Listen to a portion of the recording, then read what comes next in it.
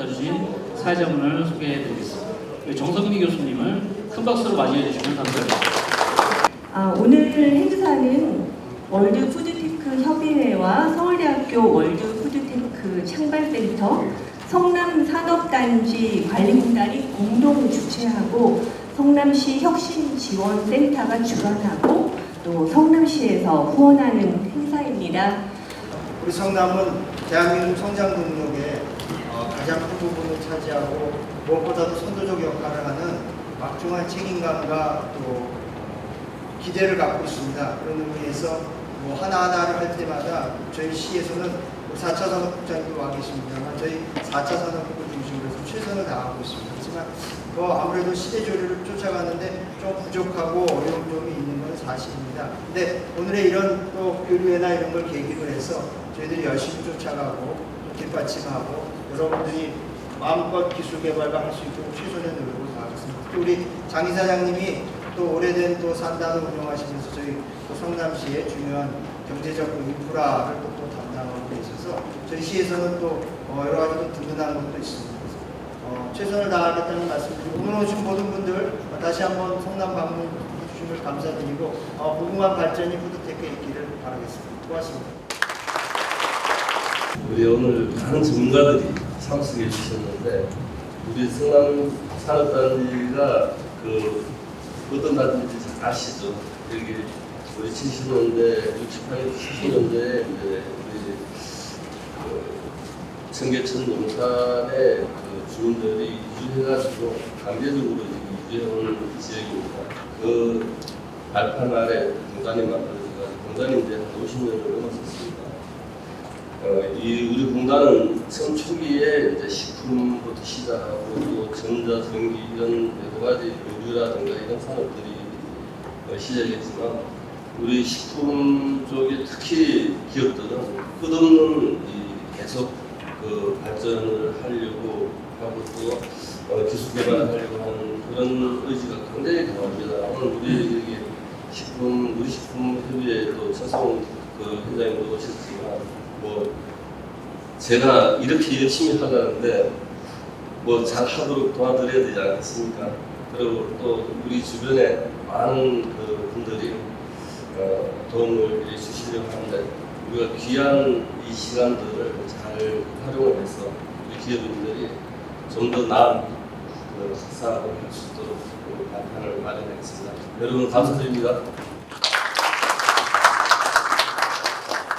오늘 포럼의 주제가 푸드텍의 정말 핵심 영역의 하나인 3D 프린팅 푸드, 여기에 3D 프린팅 푸드 이니시에이티브라는 주제로 어떻게 월드 푸드텍을 이끌어갈지 기조 발제를 하겠습니다. 기조 발제는 서울대학교 푸드테크 학과장이자 월드 푸드테크 협의회 공동회장이신 이기원 회장님을 단상으로 모시겠습니다.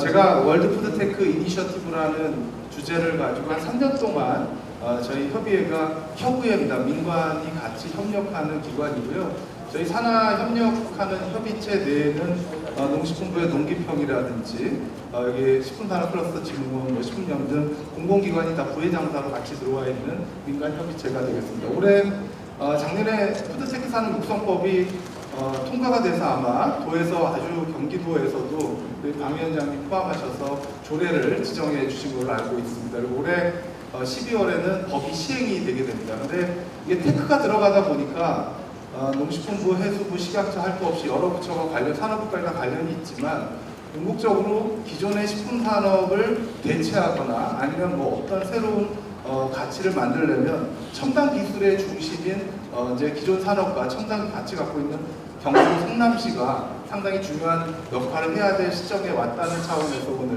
오늘 제가 이 주제를 가져왔습니다. 푸드테크에 대해서 한번 영상으로 간단히 좀 소개해드리도록 하겠습니다.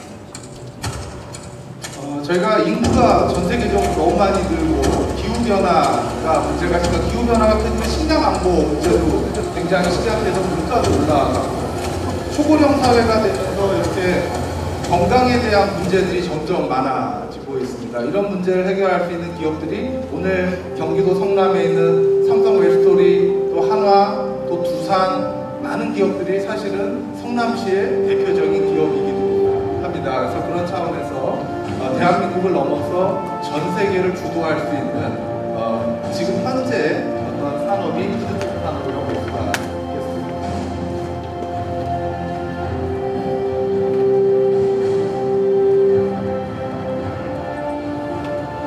카카오 네이버가 뭐하냐 그러면 다 개인 맞춤으로 1인 가구가 들어가는 시점에서 집에서 편하게 간편식을 갖다 주문하시기도 하고 식당 예약도 하시고 삼성 웰스토리나 아홈처럼 급식 안에서도 이제는 전부 디지털 또 바이오 기술이 적용이 되고 있습니다. 지난 우리 40년 사이에 50년 사이에 인구가 40억이 80억이 됐습니다. 수명이 63세에서 85세를 넘어섰고 고기를 굉장히 많이 드시고 있는데 반려동물은 1,500만 마리를 넘어서고 있습니다. 얘들도 고령화되고 사람하고 똑같은 고기를 먹고 있습니다. 이 많은 어떤 먹는 거, 음식에 관한 문제를 어떻게 해결할 것이냐가 사실은 전 세계적으로 굉장히 중요한 문제이고 그 면에서 우리나라가 K-컬처, K-콘텐츠의 중심인 성남뿐만 아니라 이제는 음식이 콘텐츠가 음식으로 바뀌어서 K-푸드에 관련된 이런 간편식에서부터 외식, 급식이 글로벌화하는 그런 시점이 왔다고 생각합니다. 아까 이용혜 씨가 푸드테크는 콘텐츠와 기술의 융합이라고 얘기를 했는데요. 사실 이제는 호명시대입니다. 어느 지역에 누가 왜 무엇을 했냐라고 하는 그런 콘텐츠를 요즘에 넷플릭스에서 캐대언이나 흑백 요리사에 보시면 QR로 그 자리에서 주문합니다. 이제는 이 푸드테크 회사가 넷플릭스라고 하면 이해가 되시겠습니까? 유튜브라고 하시면 이해가 되시겠습니까? 과거처럼 이제는 시장을 가거나 이마트를 가지 않습니다. 이제는 쿠팡에서 또는 카카오에서 네이버에서 개인이 추천해주고 구독 서비스하는 시대로 이미 바뀌었습니다. 이러한 흑백 요리사에서 나왔던 음식들이 이제는 이 캐치 테이블로 식당에 예약을 하시면 모든 사람들이 자기가 원하는 것들을 예약할 수 있고 급식에서 메뉴로 들어가실 수 있고 집에서는 간편식으로 해외 수입. 그래서 지금의 삼양식품의 불당면이 기업 가치가 12조 원을 넘어섰습니다. 이제 대한민국의 어떤 산업이든 간에 구독이 되고 끊임없이 소비가 되면 그 산업이 어떻게 보면 기존의 어떤 우리가 알고 있었던 전통적인 제조업을 넘어서 테크 산업으로 바뀔 수 있습니다.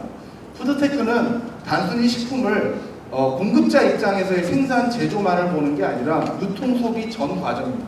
근데 누가 제일 중요할까요? 돈 내는 사람이 제일 중요합니다. 커스터머, 고객 입장에서 그게 개인이나 아니면 이런 B2B나 중앙부처, 여기 학교 급식이나 공공에서 필요로 하는 어떤 음식을 추천해주고 레시피에서부터 거기에 필요로 하는 주문, 배송, 물류, 제조, 소재, 원료와 연관된 산업들이 이제는 AI나 XR이나 블록체인이나 로보틱스나 3D 프린트나 나노 바이오 기술로 대체되거나 아니면 더 큰 부가가치를 만들어내고 있습니다. 먹기 위해서 먹을 것이 아니고 먹기 위해서는 당연히 밥솥도 필요하시고 전자레인지도 필요하시고 냉장고도 필요하시고 음식물 쓰레기 버리는 것도 필요합니다. 푸드는 아닌데 삼성전자는 푸드테크 기업이긴 하다는 말씀을 드리는 겁니다. 그래서 지금의 어떤 푸드테크는 인공지능을 가지고 있는 음성 AI, 비스포크에 말하는 대로 내가 식당을 추천해주고 음식을 주문해주는 개인 맞춤형 스마트 푸드에서부터 이러한 것들을 직접 맞춤형으로 생산해줄 수 있는 3D 프린트, 여기에는 NPE, 소부장이 가장 핵심입니다.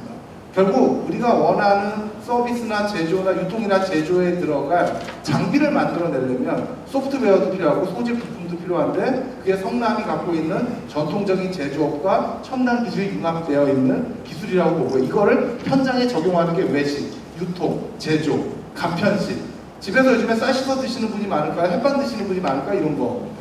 그리고 거기에 들어가는 대체 식품들, 세포 배양 푸드, 식물 기반 푸드, 업사이클링 그리고 포장재가 사실은 얼마나 큰 산업이겠습니까? 먹을 거 아니면 칠성 사이다보다는 안에 있는 내용물보다 캔이 더 훨씬 어떻게 보면 산업이 큰 산업입니다. 그리고 뒤로 들어가면 맞춤형 소재들, 건기식 소재, 메디푸드 소재, 이런 유산균 소재 등등 그리고 이제 앞으로 맞춤형 생산에 들어가는 팜테크 기술들이 다 포함되면 반도체가 크겠습니까? 자동차가 크겠습니까? 식품이 크겠습니까? 푸드테크가 크겠습니까? 푸드테크 산업이 전 세계 제일 크고 지금 80억이지만 2050년이 되면 인구가 100억 명이 됩니다. 사람들이 먹기 위해서 필요한 것이 점점 늘어난다는 얘기. 그래서 제가 이런 삼성이나 웰스토리나 아오미나 또는 하나 로보틱스, 하나 푸드테크가 대표적인 푸드테크 기업이고, 당연히 기존의 식품 산업은 이런 어떤 유통과 소비와 연결이 돼야 됩니다. 그래서 제조기업, 그 다음에 소재기업, 원료기업들이 전부 이 성남에 관련되어 있는 기존 산업과 첨단 산업이 융합될 수 있으며, 오아시스를 포함해서 많은 유통기업 또한 성남에 많이 참여했고, 네이버 역시 대표적인 어떤 이런 주문과 또 그 안에 유통 물류의 핵심적인 기업이라고 볼 수가 있겠습니다. 제가 앞서 우리 부시장님께서 경기도에 계실 때 2012년도부터 서울대 차세대 인과기술연구원이 성남하고 깊은 인연이 있습니다. 원래 제 생각에 판교로 들어왔어야 됩니다. 강북에 있으면 안 됩니다. 강북이 돈을 법니까? 강남이. 수원이 돈을 법니까? 제가 수원에 있지만 성남이 더 사실은 셉니다. 어디나 다 마찬가지입니다. 테크가 중심이 되는데, 제가 이때 개인 맞춤형 식품 창발센터라는 걸 통해서 관악에 있는 연구실이 성남하고 연계해서 기술사업, 안랩, 방랩, 이랩 만드는 게 원래 목표였습니다. 그리고 이와 관련해서 이 분야의 최고 책임자들을 모아서 CEO 과정을 만들었고, 지금 이제 석박사 대학 과정과 융합 전공, 그 다음에 학부의 스마트 시스템 과정을 만들어 왔습니다. 서울대학교 혼자 할 수 없는 일이어서 이제 이런 것들이 서울대 내에서도 식품과 타 전공이 융합하고, 또 이게 단순히 대학이 연구로 끝나는 게 아니라 정부의 정책, 또 지자체의 이런 정책을 통해서 민간 기업의 변화를 일으키고, 언론을 통해서, 언론이 굉장히 다양해졌죠. 이런 유튜브를 통해서 또는 어떤 기존 언론을 통해서 소비자들의 어떤 삶을 바꾸는 것이 저희 협의회의 역할입니다. 그래서 지회들을 지금까지 만들어 왔고요. 2023년 이후에 지금까지 이런 다양한 월드 푸드테크 컨퍼런스 엑스포를 포함한 스타트업 컨퍼런스 엑스포 관련된 분야의 포럼들을 진행을 해왔습니다. 작년 12월 20일에 푸드테크 산업 육성 법안이 국회를 통과를 했습니다. 그리고 저희 협의회는 이 법안을 주도적으로 만들었고요. 지역별로 컨설팅 인증 지원을 하고 있으며, 산업인력과 클러스터를 구축하는 데 있어서 정부하고 같이 협력해 나가고 있고, 컨퍼런스, 엑스포, 포럼을 통해서 정보 네트워크를 계속 구축해 나가고 학습시키고 있습니다.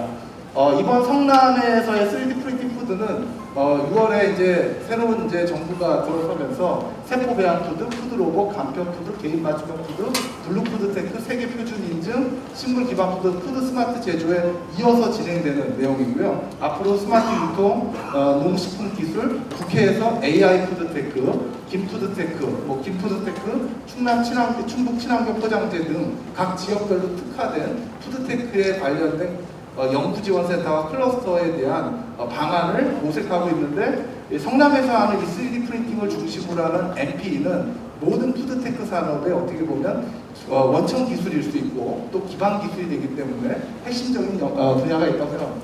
13일부터 15일까지 저희가 그 월드 푸드테크 컨퍼런스를 매년 개최를 하고 있고요. 올해의 주제는 표준을 주도하겠다, K 이니셔티브 주제를 가지고 우리가 민관이 같이 푸드테크 산업에 대한 1년 동안의 성과를 공유하는 자리를 갖고 있습니다. 국제농업박람회나 엑스포, 포럼을 같이 준비하고 있고요.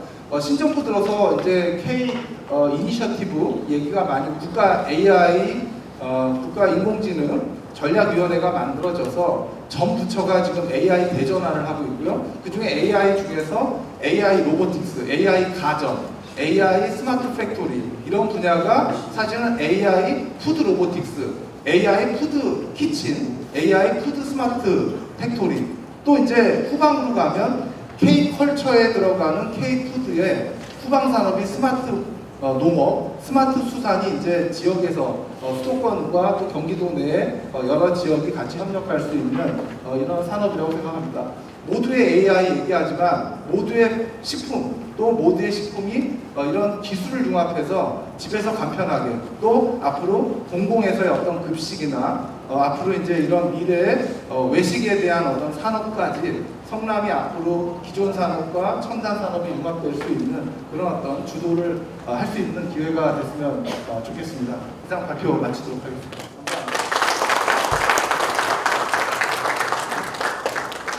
그래서 이제 이런 AI가 근데 실제 액션, 그러니까 현실에서 적용되기 위해서는 저희가 생각하고 있는 거는 이제 AI 인프라 발전이나 커넥티비티 강화가 꼭 필요하다는 겁니다. 왜냐면 이제 결국 AI 발전은 지금 가상 공간에서 일어나고 있는 일들이거든요. 저희가 말을 많이 하지만, 근데 이런 가상 공간의 AI 발전이 푸드텍을 포함해가지고 물리 공간에 적용되기 위해서는 결국 이제 AI 인프라나 커넥티비티를 통할 수밖에 없습니다. 결국 뭔가 연결되는 고리가 필요한 거고, 그런 측면에서 저희 그 SK텔레콤이 할 수 있는 역할이 분명히 있다고 생각을 좀 하고 있고요.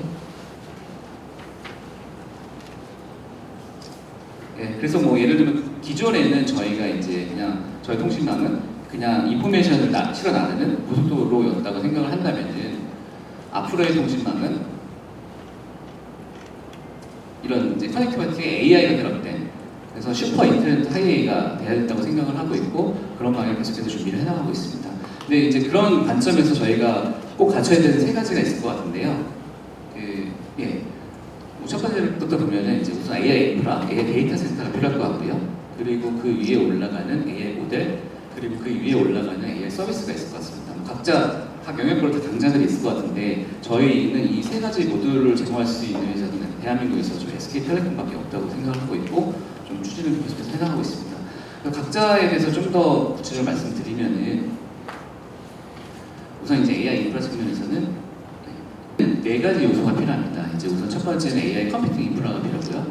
두 번째는 에너지 솔루션, 그다음에 세 번째는 AI DC 인프라 매니지먼트가 필요하고요. 그리고 이제 AI DC에서는 특히나 발열 관리가 중요하기 때문에 발열 관리 주로 이제 리퀴드 쿨링이라고 해서 액체 냉각을 주로 하고 있습니다. 그 네 가지 핵심 기술이 꼭 필요한 상황이고요.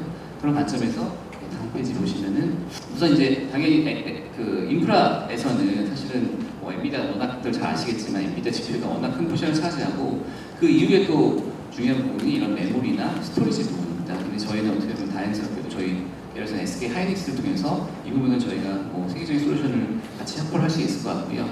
그리고 이제 엔비디아 GPU를 대체할 수 있는 AI 칩, 특히 이제 한국에서 국산 AI 영역의 인프라를 가져가기 위해서 AI 칩도 필요한데, 저희 같은 경우는 이제 투자회사인 리벨리오를 통해서 이런 하드웨어를 좀 확보를 해나가고 있습니다.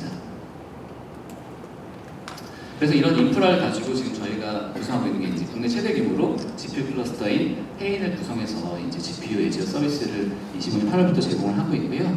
과기부 주간에 GPU 임차 지원 사업에도 저희가 선정돼서 제공을 하고 있습니다. 두 번째는 에너지 솔루션입니다. 그러니까 뭐 앞에 AI 인프라를 말씀드렸지만 여기 인프라가 돌아가기 위해서는 에너지 솔루션이 필요한 거고요. 이 에너지에 대해서도 미백이나 이제 글로벌 요구 사항들이 있습니다. 그래서 그런 걸 준수하면서 안정적으로 이제 전력 공급을 하는 게 중요하고요. 그래서 친환경이나 재생에너지 같이 좀 다양한 전력원이 제공이 돼야 됩니다. 근데 저희 같은 경우는 지금 LNG, SMR, 그다음에 수소연료전지, 그다음에 재생에너지 이런 측면에서 저희 내부 에너지 계열사들뿐만 아니라 해외 파트너를 통해서 다양한 옵션으로 제공할 수 있도록 이미 준비가 되어 있습니다.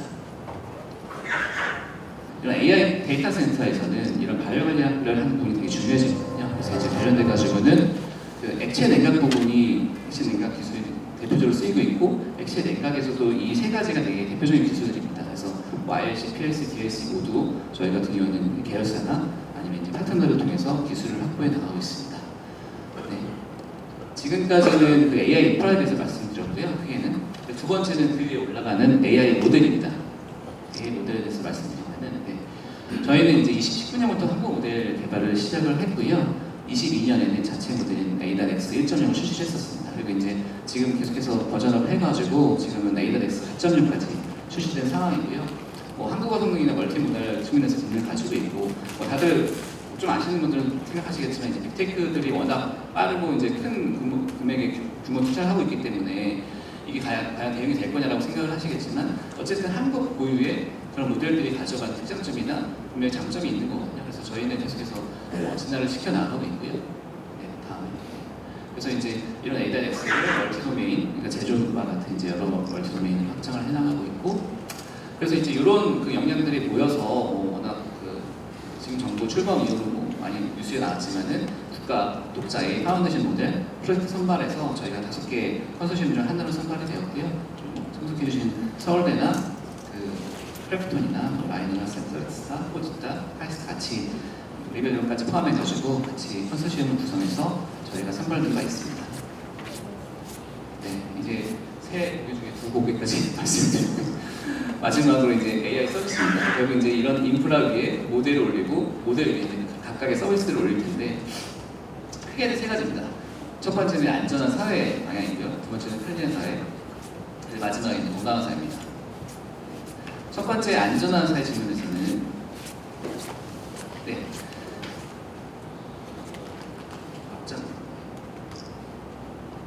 크게는 세 가지 영역입니다. 우선 맨 왼쪽에 보시는 것처럼 공공보안 영역으로 AI 선별관제 플랫폼을 저희가 제공하고 있고요. 그다음에 안전, 지금도 중대재난 이런 것들이 많이 강조가 되는데요. AI 산업 안전 솔루션을 좀 제공하고 있습니다. 그다음에 마지막으로 이제 장애인들 돌봄을 위해서 AI 발달 장애인 돌봄 솔루션을 제공하고 있고요. 각각에 대해서 좀만 더 살펴보면은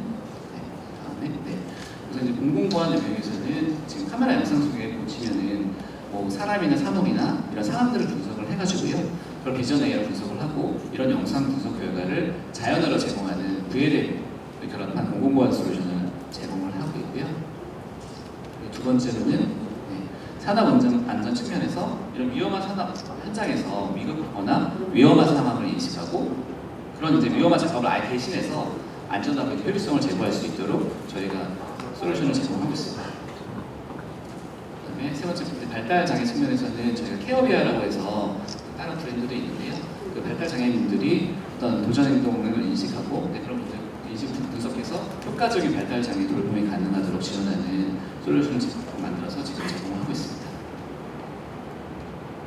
그다음에 두 번째로 앞에서 안전한 사회 말씀드렸고 이번엔 편리한 사회 측면인데요. 대표적인 게 이제 AI 콜센터 솔루션인 것 같습니다. 그래서 이제 많은 상담사분들이 전화 응대하거나 이런 부분에 되게 스트레스를 많이 받는데요. 고객 답변 정보를 이제 실시간으로 검색을 해서 저희가 이제 LM 요약 제공하고 있고요. 그걸 통해서 이제 콜센터 내 상담사의 업무를 보조하는 솔루션이 우선 출시가 되어 있고요. 이건 좀 더 계속해서 진화가 될 거고, 그래서 이제 이런 AI 챗봇들이 상담사들의 근무 강도나 근무 시간을 많이 단축해 줄 것으로 예상을 하고 있습니다. 마지막으로 이제 건강한 사회 측면입니다. 건강한 사회에서 저희가 대표적으로 말씀드리고 좀 많이 유명한 게 엑스칼리버 서비스인데요. 반려동물의 엑스레이를 이제 자동 분석해서 수의사들의 진단을 보조해주는 솔루션입니다. 지금 전국에 1000여 개의 동물병원에 이미 도입이 되어 있고요. 그래서 반려견이나 반려견의 질환, 분노 월격계나 흉부구 질환 등을 좀 저희가 분석을 하고 정보를 제공해주고 있습니다.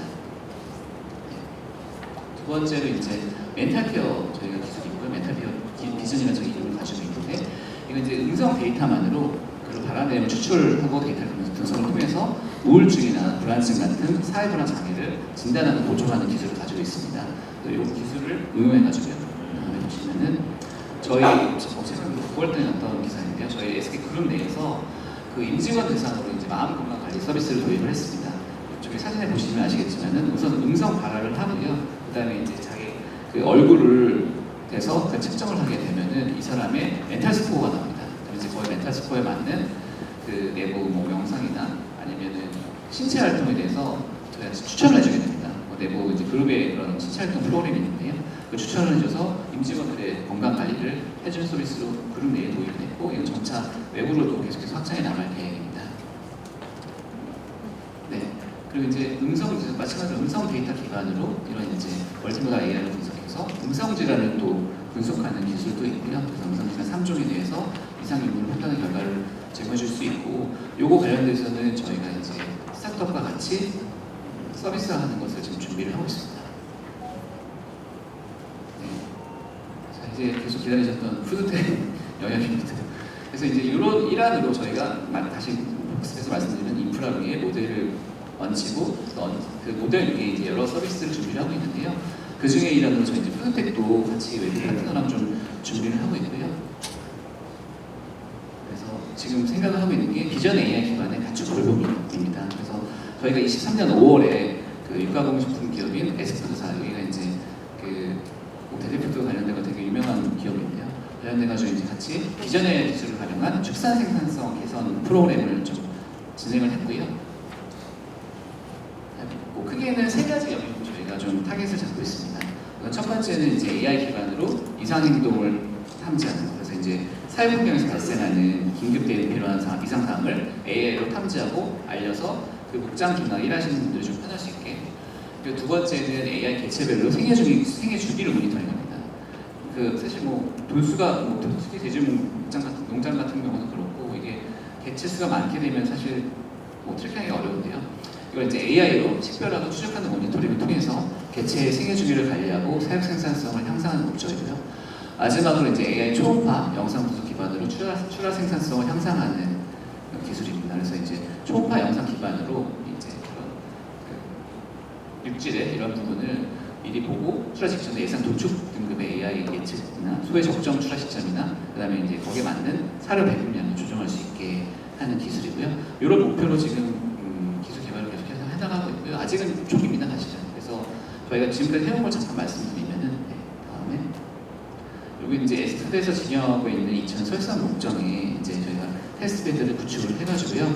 AI 학습용 데이터를 취득할 수 있는 환경을 구축해서 운영했습니다. 그래서 이제 다음에 보시면 이런 환경에서 저희가 뭐 12,000개 이상의 데이터들을 수집을 했고요. 그래서 어떤 데이터들이냐면은 다음에 보시면은 뭐 승가행이라든지 불안행이라든지 송아지 기립행이라든지 다양한 끼일 사고 이제 왜냐면 이제 이런 것들이 다 목장주들 계속해서 볼 수도 없지만 이게 막상 발생하게 되면 되게 금전적으로 큰 손실이나 이런 부분들이 발생할 수 있기 때문에 그걸 AI로 사전 인식해서 알려줄 수 있게 하는 이제 그런 기술들을 같이 좀 개발을 했고요. 좀 더 나아가면은 다음에 이제 뭐 예를 들면 이제 체중을 다른 그 스타트업들에서 이미 개발을 하고 계시는 건데요. 뭐 체중이나 활동량이나 식사량 등으로 확장을 할 계획을 가지고 있습니다. 네, 여기까지 푸드텍 말씀드렸고요. 약간 또 복습을 다시 한번 하는 게 좋을 것 같습니다. 그래서 친절하게 크게는 저희가 다시 한번 작은 자랑으로 크게 세 가지 방향으로 집중하고 있다는 말씀을 드리고 싶고요. AI 인프라, AI 데이터 센터를 저희가 계속해서 확장을 해나가고 있고 그 뒤에 아까 말씀드린 독파원 우리 국가 독자 파운데이션 모델처럼 AI 모델신에서 계속해서 경쟁력을 강화해 나가고 있고 그리고 AI 서비스 좀 전에 말씀드린 것들인데 사실 AI 서비스는 뭐 저희가 직접 다 뛴다기보다는 스타트업들이나 계속해서 이제 저희 인프라 기반으로 같이 협업할 회사들을 많이 찾고 있습니다. 그래서 주변에 혹시 같이 협업할 회사들 있으면 많이 소개해 주시면 감사하겠습니다. 이상입니다. 감사합니다. 그 로봇이라고 하면 보통 흔하게 많이 생각하시는 게 로봇은 공장에서 사용되는 그 장비라고 많이 생각을 하세요. 근데 요 근래에 한국은 특히나 로봇이 지금 실생활에 많이 활용되고 있기 때문에 요 근래에 많이 로봇을 많이 접하실 수 있을 텐데 그럼 로봇이 공장에서만 사용되는 로봇들이 어떻게 우리 실생활들에 많이 적용되고 있느냐, 어떻게 공장 밖으로 나올 수 있었느냐를 간단하게 말씀드리면 기본적으로 로봇이라고 하면 일반적인 사람들의 대중의 생각은 그 공장에서 쓰이는 산업용 로봇을 많이 말씀을 하시기 때문에 생각을 많이 하실 거예요. 저희 하나 로보틱스는 기존에 있던 공장에서 쓰이던 산업용 로봇이 아니라 협동 로봇이라고 하는 많이 들어보셨겠지만 실제로 사람들하고 같이 협업하고 사람과 같이 일하는 로봇을 저희가 제조하는 회사고요. 저희가 이제 협동 로봇을 제조를 하면서 이 공장 안에만 있던 로봇이 이렇게 사람들과 함께 실제 우리가 살고 있는 현장에 나와서 같이 활용되고 있고요. 로봇이 공장 밖으로 나올 수 있었던 가장 큰 이유는 어떻게 보면 협동 로봇이라는 새로운 그 형태의 로봇이 나오면서 안전성이 강화됐다는 부분입니다. 그래서 기존에 그 뉴스나 이런 데 보시면 로봇으로 인한 사상 사고들이 많이 발생했다고 하는 분들이 많이 보셨을 텐데요. 이 협동 로봇은 무게도 줄이고 로봇의 속도도 줄이고 그런 안전 센서들을 통해서 안전 기능들을 보완을 해서 실제로 현장에서 사람들하고 같이 작동을 하더라도 안전성을 강화한 로봇이기 때문에 쉽게 공장 밖으로 나올 수 있었다라고 생각을 하고요. 둘째는 로봇이라는 게 보면 일반적으로 전문가들이 로봇을 운영하기 위해서 많은 교육을 받으셔야 되는데 이 협동 로봇이라 하면 비전문가들도 쉽게 사용할 수 있도록 아이폰 베이스로 로봇을 조작하게 되어 있습니다. 그래서 저희가 실제로 저희 로봇들이 휴게소나 푸드테크 현장에서 많이 쓰이는데 현장에서 일하시는 작업자분들이나 여사님들이 그 2번 이상 버튼을 누르는 걸 싫어하세요. 그래서 저희가 로봇을 프로그래밍을 하고 현장에 적용할 때도 아이콘 베이스 직관적으로 그 아이콘만 터치해서 기능들을 활용하실 수 있도록 저희가 그렇게 만들고 있고요. 비용적으로도 보시면 알겠지만 공장에서 로봇을 사용을 하려면 기존에 있던 로봇들은 일종의 이제 장비와 설비와 같은 개념이기 때문에 설치하는데 큰 비용이 들고 이동이 용이하지 않습니다. 다양한 펜스들의 안전장치, 2중에 3중의 안전장치를 써야지만 로봇을 활용할 수 있어서 공간적인 제약, 비용적인 제약이 있었다면 협동 로봇은 그냥 로봇만 설치를 해서 어느 공간에서도 쉽게 쓸 수 있어서 공간의 활용도도 높고 비용적인 측면에서도 이 메리트가 있다라는 말씀을 드리고 싶고요. 그리고 또 앞에도 말씀 주셨지만 이게 비단 푸드테크뿐만이 아니고 전 세계적으로 지금 고령화 이슈, 그다음에 인력난 이슈, 그다음에 인건비 그 상승의 이슈들이 있어서 자동화에 대한 니즈가 계속 커가고 있거든요. 그래서 그런 사회적으로도 로봇이 공장뿐만이 아니라 일반 상용 현장에서도 크게 필요하다는 이런 니즈들이 많이 늘어나고 있어서 로봇이 이제 공장 밖으로 나오게 되고요. 그래서 저희가 오늘 그 발표자를 만든 건 로봇에 대한 무거 소개보다는 실제로 저희 하나로보틱스가 저희 협동 로봇을 활용을 해서 푸드테크 현장에서 어떻게 쓰이고 있는지 레퍼런스를 위주로 좀 보여드리고자 합니다. 우선 이 화면 오른쪽 왼쪽에 보이시는 부스형 바리스타 로봇 시스템으로서 많이들 보셨을 거예요. 휴게소나 커피숍 같은 데 가면 가장 어떻게 보면 1세대인 것 같아요. 협동 로봇이 대중에게 많이 소개된 가장 큰 케이스가 그 바리스타 로봇 시스템이거든요. 그러니까 저희가 2015년에 그 로봇을 개발을 하고 저희가 국내 최초로 협동 로봇을 출시를 하면서 저희는 그 출시하는 시점부터 단순히 공장 현장뿐만이 아니고 실생활에서 활용될 수 있는 어플리케이션들을 많이 고민을 했었고요. 그래서 왼쪽에 보이는 이 형태가 1세대 가장 많이들 보시는 부스형 바리스타 모델이라고 보시면 될 것 같습니다. 그래서 바리스타 모델도 예전에는 휴게소에서 보시는 약간 자판기 형태, 자판기를 대체하는 로봇이었다면 지금은 AI를 접목을 해서 커피의 추출이라든지 농도라든지 이런 부분들이 다 실제로 볼 수 있게끔 많이 개발이 됐고요.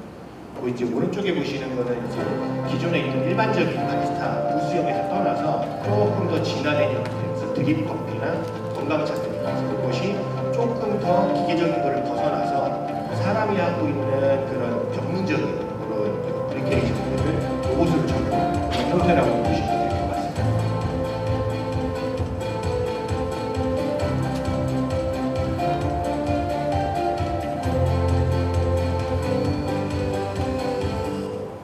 그리고 이제 요 보여드린 두 개의 어플리케이션 어떻게 보면 1세대라고 한다면 아까 말씀드린 대로 협동 로봇은 사람하고 같이 일하는 게 포커스가 있거든요. 그래서 이건 어떻게 보면 사람이 하는 일을 대체했다라고 본다면 이제 다음 보여드린 오픈형 협업 바리스타 같은 경우는 이제 2세대의 협동 로봇이 보여줄 수 있는 가장 좋은 어플리케이션이고요.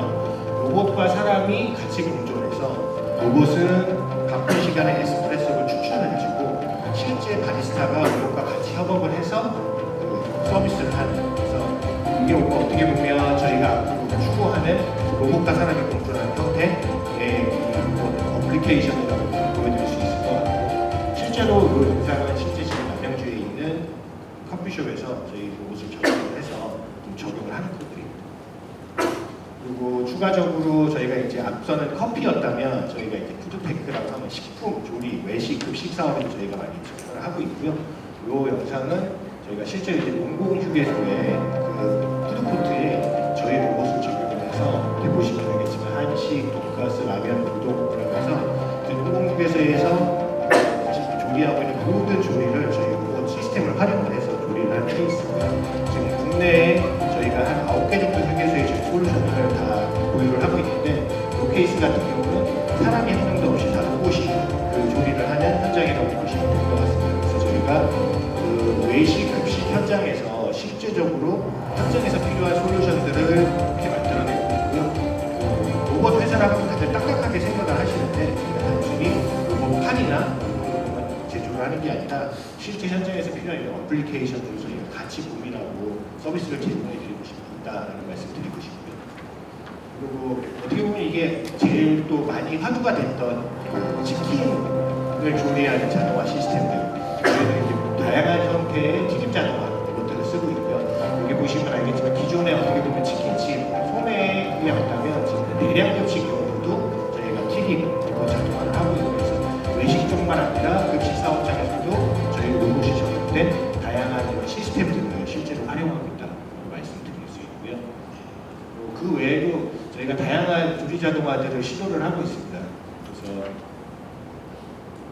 저희가 오늘 3D 프린팅인데 이 케이스 같은 경우는 맥주에다가 저 프린팅 활용을 해서 라떼아트 프린팅을 활용을 해서 실제 저희 이제 그룹사의 호텔 리조트 도원에서 활용을 했고요. 저희가 또 모션 트래킹이라는 다양한 기능을 활용을 해서 사람이 움직이는 모션을 로봇이 그대로 녹화해서 확인하는 소믈리에의 바리스타 모두 소믈리에의 모사도 할 수 있고요. 그래서 조리와 관련된 다양한 형태의 저희가 이제 이런 어플리케이션을 실제로 산업이나 현장에서 적용을 하고 있다 말씀드리겠습니다. 그래서 앞으로 그러면 로봇이 저희가 같은 협동 로봇 업체가 어떻게 발전을 할 거냐라는 게 기존의 어플리케이션 보시면 아까 말씀드렸죠. 공장에서 단순히 물체를 이송하는 픽앤플레이스 위주의 그런 어플리케이션이 활용이 된다면 사실 향후에는 검사 이송, 머신 탭핑, 조선 건설 식품 다양한 형태의 산업에 저희 로봇과 거기에 필요한 이동 로봇이나 비전이나 툴들을 활용해서 저희가 접목을 시켜서 산업에서 정말 필요로 하는 이런 어플리케이션을 만들어내고 있고요.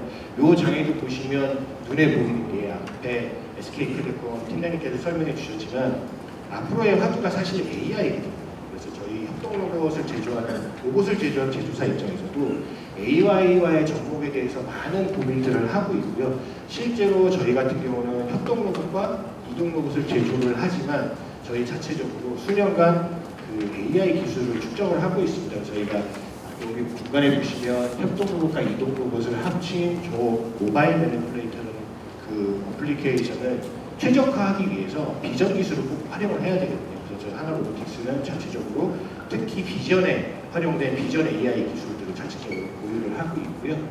그래서 앞으로의 이 발전 방향이라고 한다면 말씀드렸지만 아까 SK텔레콤에서도 VLM이라는 모델을 말씀 주셨어요. 그래서 비전, 랭귀지에 대한 모델들이었는데 저희는 로봇에서다 보니 조금 더 비전 쪽에 많이 특화를 해서 자체적으로 소프트웨어나 이런 알고리즘들을 개발을 하고 있고 이런 개발을 통해서 저희 로봇이 실제 현장에서 잘 활용될 수 있도록 이런 부분들 많이 고민을 하고 있고요. 비단 단순히 AI뿐만 아니라 로봇에 필요한 다양한 센서들이 있습니다. 3D 카메라나 열영상, 열화상 내지는 힘 센서, 토크 센서들을 저희가 로봇에 다 접목을 시켜서 실제 현장에서 다양하게 활용하실 수 있도록 그리고 끝으로 이제 AI에 대한 기반 의사결정 아까 저희 커피 모듈을 설명드릴 때도 잠깐 말씀드렸지만 단순히 로봇이 생각 없이 추출을 하는 게 아니라 그 주변 환경이나 온도나 습도를 다 파악을 하고 커피의 추출량과 온도를 어떻게 압력을 어떻게 조절할지 이런 부분들을 다 이제 정리를 하고 그래서 저희가 궁극적으로는 사실 요즘 많이 들으셨을 거예요. 피지컬 AI라는 그 기반들이 많이 생기고 있는데 저희도 저희 비전 그리고 같이 협력하는 여러 협력사분들과 함께 랭귀지 모델, 비전 모델에서 결국은 이 모든 비전과 랭귀지를 활용한 모델들을 실제로 어떻게 로봇으로 실제 현장에 적용을 시킬 거냐 해서 액션 모델들에 대해서 저희는 많이 고민을 하고 있고요. 그래서 이렇게 저희 회사 속에 저희 앞으로 푸드테크 쪽의 발전 방향을 좀 간단하게 설명을 드렸고요. 저희가 굉장히 많은 그 파트너분들과 함께 푸드테크 쪽의 발전을 위해서 저희가 많은 로봇 저희가 단순히 로봇만 제조하는 게 아니고 어플리케이션에 대한 개발도 많이 고민을 하고 있습니다. 그래서 그 오늘 참석해주신 모든 분들께서 주시는 의견들을 겸허하게 수용하고 또 다양한 아이디어들 주시면 저희가 또 그 아이디어를 기반으로 해서 조금 더 푸드테크의 힘인 국내에서 최고의 푸드테크 기업으로 또 발전할 수 있는 이런 자리를 좀 주셨으면 좋겠고요. 우상으로 오늘 발표를 마치도록 하겠습니다. 감사합니다. 이 푸드테크 10대 분야가 농림부에서 발표가 됐는데 앞에서 이경규 씨는 잘 말씀해 주셨지만 제가 늘 좀 의문을 가졌습니다. 이 10대 분야를 도대체 어떤 기준으로 분리를 했을까? 그래서 제 나름대로 이렇게 업스트림에서 다운스트림까지 10대 분야를 좀 펼쳐봤습니다. 그래서 원물을 처리하는 과정으로부터 소비자에게 무엇을 전달할까의 이 과정에 10대 분야가 이제 관여를 하고요. 이 안에서 3D 푸드 프린팅이 차지하는 위치를 표현을 해봤습니다. 앞단의 원물을 처리하는데 10대 분야에는 속하지 않지만 개인 맞춤형 식품을 제공하기 위해서 이러한 소재화하는 기술을 제가 추가를 좀 했고요. 그 다음에 3D 프린팅과 아까 로봇 말씀해 주셨는데 스마트 제조를 통해서 이게 포장을 하게 되고 이것을 소비자에게 전달하는 과정, 이런 유통의 과정을 거쳐서 맨 마지막에 어떠한 제품을 소비자에게 전달할까, 이 전 과정에 이러한 기술력들이 앞에 말씀드리면 AI가 요즘 빠지지 않고 있는데 어떤 데이터를 수집해서 그것을 이제 전환을 하고 그다음에 캘리브레이션을 해서 정확하게 어떤 기술을 통해서 소비자에게 전달할 것인가. 그래서 결국 여기에 있는 기술들을 어떻게 복합적으로 저희가 활용해서 소비자에게 더 좋은 식품을 전달할까의 기술이라고 볼 수 있습니다. 이 제조를 하기 위해서 로봇과 함께 이 3D 프린트가 아직 많이 보급이 되진 않았는데요. 로봇을 우리가 다축 관절 이렇게 표현합니다. 결국은 사람 팔처럼 이 동작들을 하면서 조리를 할 것인가, 아니면은 이것을 엄마가 음식을 만들면서 식탁에 우리에게 주기까지의 전 과정을 이해하시면 어떤 동작들이 필요한가를 이해할 수 있는데요. 네, 너무 뒤로 넘어갔습니다. 예, 자, 여기 설명드리겠습니다. 그래서 3D 푸드 프린트를 이해하시기 위해서 전통적으로 우리가 손은 노동력을 상징하는데 이 음식을 만들기 위한 노동력을 이 핸드파이퍼로 생각을 하시면 음식을 넣고 사람이라는 그 손의 물리력을 이용해서 어떤 동작을 하는데 이것이 고정된 값을 가지고 어떤 식품을 짜내기만 한다면 익스트루더 기술, 그 다음에 짜내는데 모양을 만들어야 된다라고 하면은 3D 푸드 기술, 그 다음에 더 자유로운 많은 동작을 해야 되면 로봇을 결합합니다. 그래서 이 푸드 프린트냐 또 로봇을 쓸 거냐, 어떤 적정 기술을 통해서 결과물을 도출할까에 대한 얘기고요. 결국 3D 프린트를 정의하자면 식품 재료를 활용해서 재료를 압출하고 적층을 하되 음식의 모양과 색상과 질감, 맛, 영양 등을 영향을 미칠 수 있는 기술이라고 생각하시면 되겠습니다. 저는 주로 이렇게 두 분야로 말씀드리겠습니다. 뒤에도 저희가 쭉 이어지는데요. 엄마 손은 금손입니다. 그래서 사람 손이 못 만드는 어떤 모양까지도 3D 프린트는 이렇게 아름답게, 그래서 식품이 갖는 보기 좋은 떡이 먹기에도 좋다라는 것을 구현하기 위해 대단히 적합한 기술이라고 보여집니다. 두 번째는 기능식입니다. 엄마 손은 약손이기도 합니다. 그래서 음식을 통해서 우리를 낫게 해주고, 그런 기능이 이렇게 이제 배양육이나 대체육, 미래식품을 개발하는 일부 과정에 쓰이고요. 개인 영양 상태를 반영해서 맞춤 영양식을 제공하기도 합니다. 세계적인 대표적인 그 기술들인데요. 여기 보시면 스페인의 푸딘이나 네덜란드의 그 바이플로사에서 저런 장비들을 이렇게 아름답게 만들고 있고, 여기 보시면 좀 특이한 사례들인데 파우더 젯을 사용해서 저렇게 RGB를 자유롭게 다 구현하는데요. 저게 슈가 파우더로 만든 그 작품 같은 설탕입니다. 그래서 저게 한 6구 정도에 2, 3만 원 정도를 판매합니다. 여러분 슈가 파우더 원가가 얼마겠습니까? 부가가치가 어마어마하게 발생하는 그런 측면이고요. 그 다음에 밑에 보시면 바릴라라고 하는 굉장히 유명한 그 파스타 면 회사와 TNO가 결합을 해서 저렇게 오른쪽에 보시면 파스타 면을 출력을 한 것입니다. 그래서 9개의 노즐을 통해서 동시에 9개를 생산을 하기 때문에 팩토리 모델의 이제 전신이라고 볼 수 있습니다. 영국의 너리시드입니다. 저기 세븐스택의 젤리인데요. 개인 상태의 영양 상태에 따라서 저 세븐스택의 컨비네이션이 다 달라지면서 맞춤 영양을 제조하는 첫 사례입니다. 저기는 DX는 나사와 함께 우주식량을 개발했던 회사가 저렇게 케이크 데코레이터를 하고 있습니다. 오른쪽에 제가 좋아하는 회사인데 맞춤형 그 제약을 하는 바이오 회사입니다. 그래서 밑에 보면은 필 제형이 복약 수용도를 높이면서 녹는 지점과 이러한 여러 가지 신체 반응까지 고려해서 저렇게 바이오 프린팅을 하고 있습니다. 저희 기술과 그 다음에 브랜딩, 결국은 소비자에게 무엇을 줄 것인가에 대해서 이렇게 한 페이지를 요약을 했습니다. 보시면은 제가 처음부터 많이 받았던 기술이 하드웨어 회사입니까? 였습니다. 저는 처음부터 아니라고 말씀드렸습니다.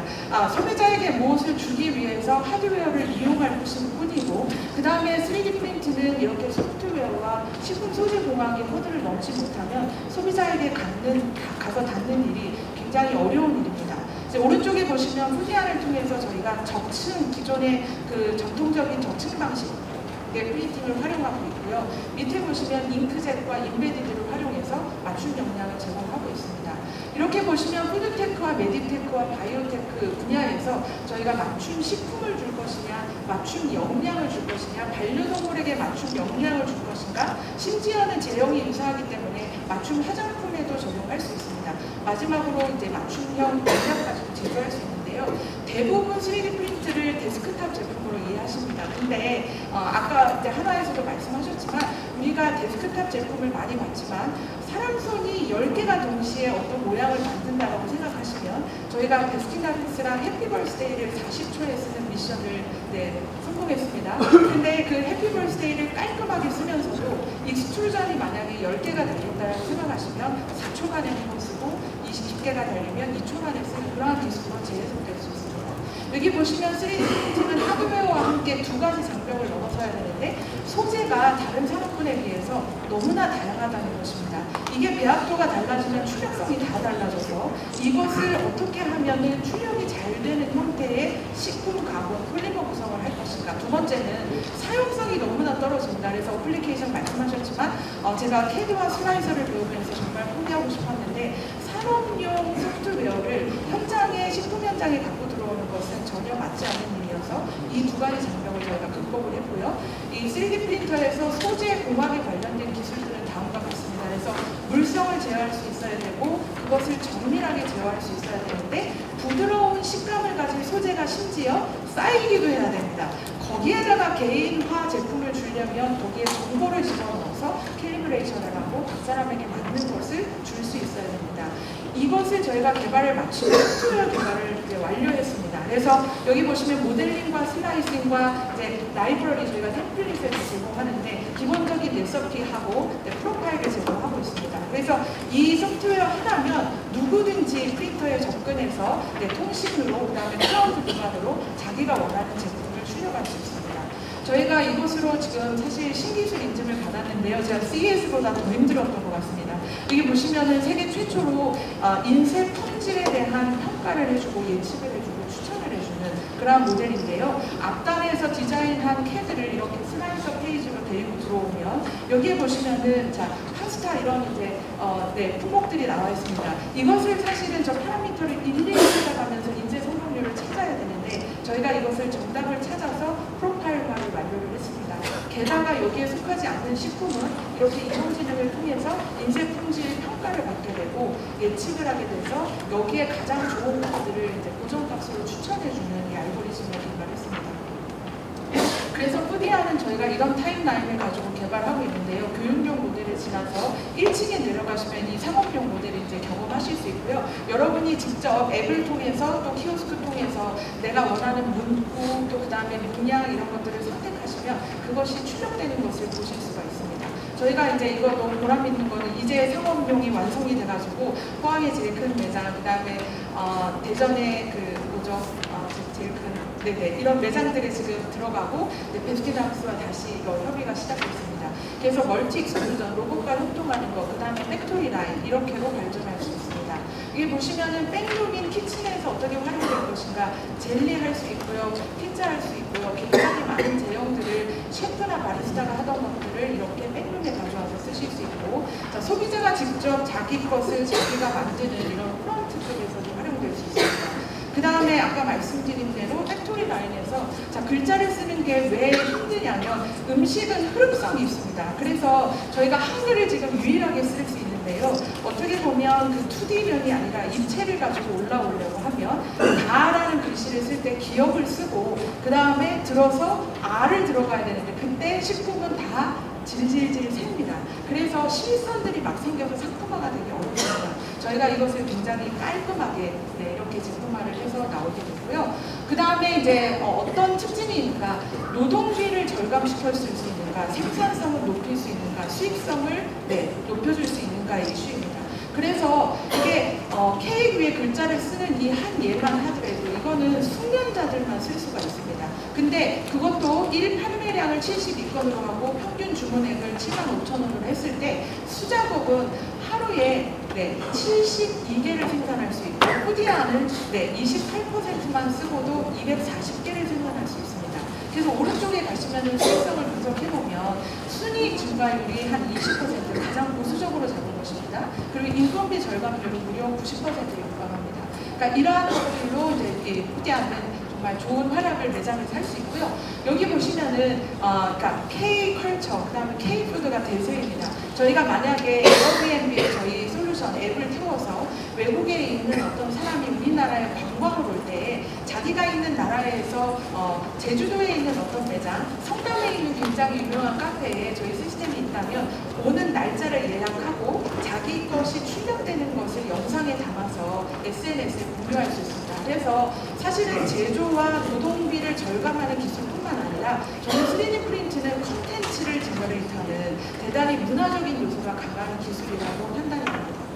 그리고 여기 보시면은 이렇게 저희가 무인 매장이 참 많아지고 있는데 노동력 이슈가 있죠. 저희가 이제 미국에도 지금 시장 분석을 끝냈는데 네, K 배터링 시장이 한국에도 크지만 미국은 어마어마하게 큽니다. 파티가 많고 문화적인 행사들이 대단히 많은데 미국에는 특별히 더 똥손들이 많으신 것 같습니다.